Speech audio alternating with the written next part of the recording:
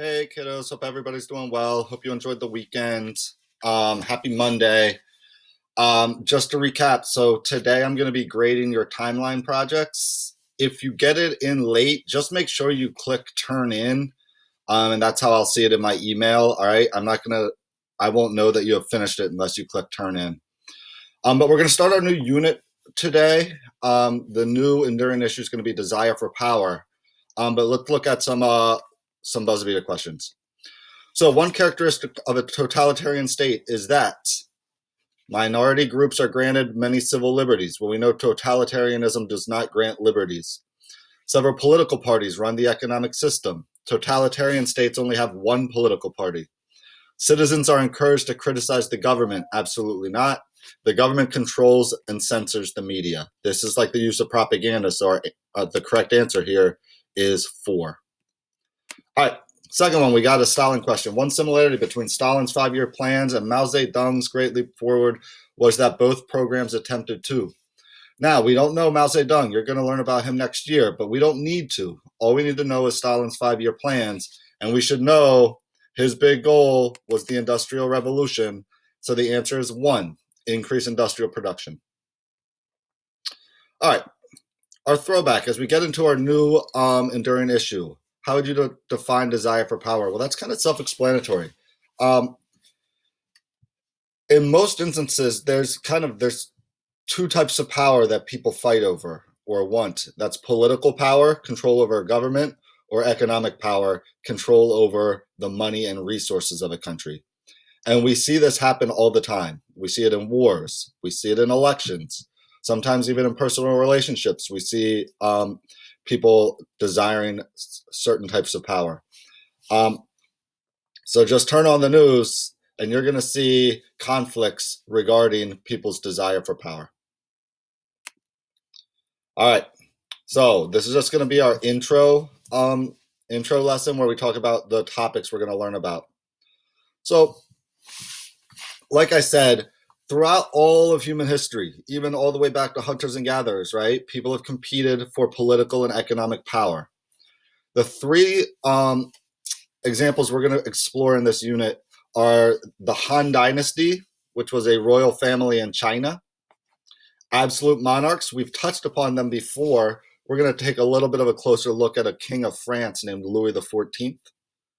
And we're going to look at political revolutions, specifically the French Revolution, where people overthrow their government.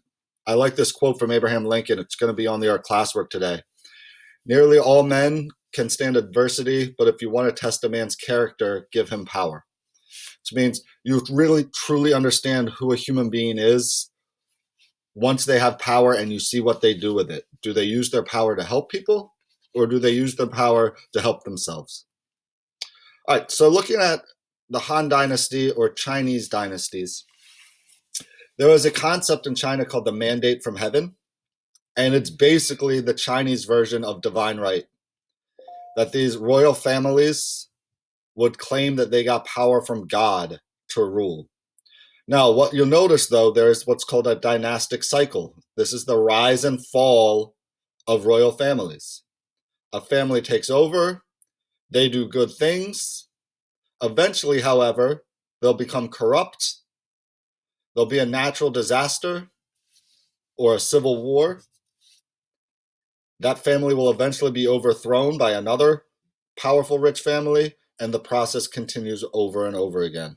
All right, we see that throughout the history of China, the rise and fall of royal families. All right, absolutism. We talked about absolute monarchies. The age of absolutism is just the time when Europe had lots of absolute monarchies. And like I just said, mandate from heaven and divine right are basically the same thing. They claimed God chose them to be in power, and that was a way to trick people into not revolting against them. I actually like this image. It looks kind of weird, this spiky thing. But this is really what a social hierarchy under an absolute monarch would look like. Lots of people at the bottom, very few people with power, and at the tippy top, the one person in charge of all of it was the absolute monarch, him or herself. The last thing we're going to explore is the French Revolution. French Revolution is an example of what's called a political revolution, which is a quick change in government. So the people of France got mad at their absolute monarch. They fought. They killed the king. They killed the queen. They killed the king and queen's children. And they tried to create a democracy. So anytime people rise up to overthrow their government, that's called a political revolution. All right.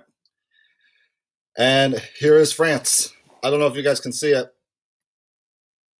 but in that picture, they're holding the king's head.